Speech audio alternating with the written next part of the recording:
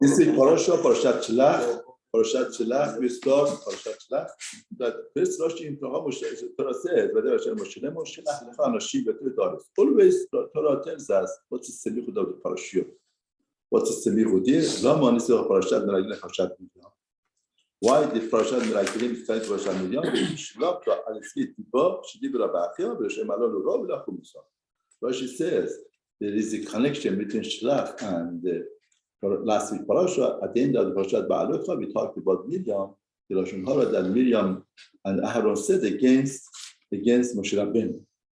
Therefore, because the Lashon Hara that they said against Moshe Rabbeinu, therefore, in other words, they said that when they heard that Eldad and Medad became Navi, the Sipporah said, "Oh, go to their wives," because from the time that Moshe Rabbeinu became a Navi, he stopped his marital relationship with me. Aaron and Miriam heard that, and they said, "What? We are Navi also, but we didn't stop." They were, why did Moshe Rabbeinu stop? HaKadosh Baruch Hu, he didn't like it, and then Miriam got sarah because of this Lashon Hara. Now, Chazal are telling us that these 12 Meraglim that they went, and they came back, they talked negative against Israel. They said, this is the land that that's the fruit. They brought the fruit. The intention was to show the fruit, how big the fruit are, how big people are, how could they fight their Israel. Therefore, the semichud is that these people should have taken lesson from Miriam and not to say Lashon Hara. They didn't say, oh, Rishayim alalu v'lachum Mussar. In other words, very interesting. Who is called a Rasha? Rasha is somebody that HaKadosh Baruch Hu gives him a lesson and doesn't listen to his lesson.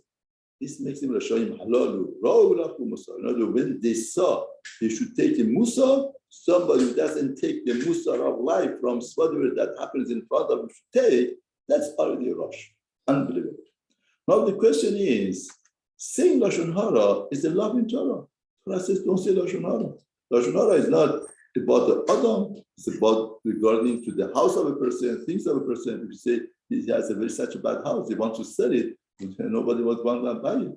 Or is it such a bad car, nobody would buy the car. Therefore, saying anything against belonging of a person or a person himself is Lashon Hara. Now, first of all, why do we need to learn from Miriam? Why do we need to learn from Miriam? What is there to add Miriam to them? Then the other thing is, we have 10 zechirot every day we have to remember. One of the zechirot is, we have to remember what HaKadosh Baruch Hu did to Miriam. Why? Why do we have to remember that? Not to say Lashon Hara. But Lashon Hara is a love in Torah. Why do we need remembrance of Miriam for Lashon Hara? Lashon Hara is another one of the loving in Torah. What Miriam adds to our knowledge of Lashon Hara seems that Miriam is institution of a new understanding and new level of Lashon Hara that without Miriam we wouldn't have known. That's Lashon Hara. Now Torah is telling us this is Lashon Hara, and there is a zechira regarding to that Lashon Hara. And these people didn't need the Miriam to learn from Miriam. It's a love. What was there in Miriam that they should have learned from Miriam specifically? Now, Chacham tell us, what was the lichet of Miriam? If you look at Rambam at the end of the Hilchot Sarad and Metzora, Rambam says, talks about Metzora, that Metzora is the punishment of Lashon Hara, then he takes the case of Miriam. He says, Miriam didn't say any word of Ginai against Moshe Rabbeinu. He didn't say ugly things about Moshe Rabbeinu. He didn't make Moshe Rabbeinu ugly, and didn't say anything ugly about Moshe Rabbeinu.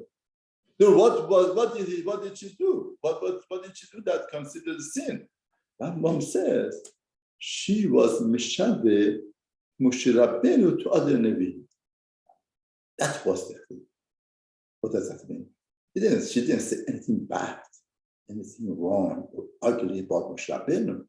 But she said Moshe Rabbeinu is a Navi, we are Navi also. She equalized Moshe Rabbeinu to other Nevi'im. And what does that mean? What was the sin? Sin was Miriam. You see Moshe Rabbeinu, you see the Kedusha of Moshe Rabbeinu, you see how holy Moshe Rabbeinu is, how connected to HaKadosh Baruch Hu is, and you don't realize that, you underestimate the level of Moshe Rabbeinu. You should have known better. When you deal with Moshe Rabbeinu, you are with Moshe Rabbeinu constantly, and you understand the Torah that he says, the Torah that he brings, the awareness, the readiness that he has to be for the HaKadosh Baruch Hu is a different dargan level. You don't realize that. You equalize Moshe Rabbeinu to other Nevi'im. You feel Moshe Rabbeinu is like a Navi, like every other Navi. That is Lashon Hara. It's a new understanding of Lashon Hara. Lashon Hara, you don't have to say something wrong or ugly about the person. But if you equalize, you underestimate what the person is from the level that he is, that's Lashon Hara. Imagine a doctor works so hard for you, did something. Oh, he just did it for money. Somebody does a very important thing for you, such a thing. And what happens? Okay, he did it for himself, he did it. He did good job, okay, get money for it. To underestimate what a person is doing for you, and you don't realize, that's Lashon Hara. Because evaluation, you have to evaluate things properly. And some Mefarshim go further and they say that's the root of every Lashon Hara. The root of every Lashon Hara is you don't evaluate things in a proper manner. Anybody, even if somebody does something wrong or says something wrong, you don't focus and magnify on whatever that he did, like a bug. They say nature of bug is if the table is clean, one spot is dirty, it comes on the dirt. You magnify dirt. That's the power of Lashon Hara. That's the kovach of Lashon Hara. You don't evaluate a person. Because of that, the Mishnah says, have you done kol adam lekapsechut? Roshim said, if I say, you have to judge everybody favorably. No, it says kol adam. If I say kol adam, any person. No, kol means totality. If you want to judge somebody, don't magnify one thing and judge that thing. Judge the totality of a person. The totality of this person, that is a positive thing about him. Good, it is something wrong. But 90% is good, 70% is good. You nullify everything because of this. It's not fair, it's not right. And even if he does something wrong, there's something wrong in his life. He did something that, made him to be like that. He had a bad parenting. He had the harsh brothers. He did things that went wrong in his life. You have to judge him. The evaluation makes. Now, what's Meragelim? The Midrash says Meragelim saw that they go to Israel, and Israel has such a fruit, such a thing. Therefore, all day they would be involved in Eretz Israel, to develop Eretz Israel. Now we're here in Midbar, we are learning Torah and doing Avodat HaKadosh Baruch Hu. Now we have to be busy all day to do things and to cultivate the land of Israel, to the agriculture, to make the things to happen. Now we are being one. No, the person is a state that he feels comfortable in that zone. That I learn my Torah and everything. Now here I have to do things in the land. I have to do more derech teva. It's not derech nes, it's derech teva, natural way. I have to come out and to do it. Now the evaluation says it's a better situation. This is wrong. We don't evaluate against HaKadosh Baruch Hu. Hashem knows better. Now your evaluation is wrong because Eretz Israel is Eretz Kedusha. Whatever that you plan in the land, whatever that you do with the land, you're doing with the Kedusha, with Tahara. You bring Emet Tismach Min Haaretz. Truth would grow out of the land. That evaluation that you have your system of thinking and judgment is wrong.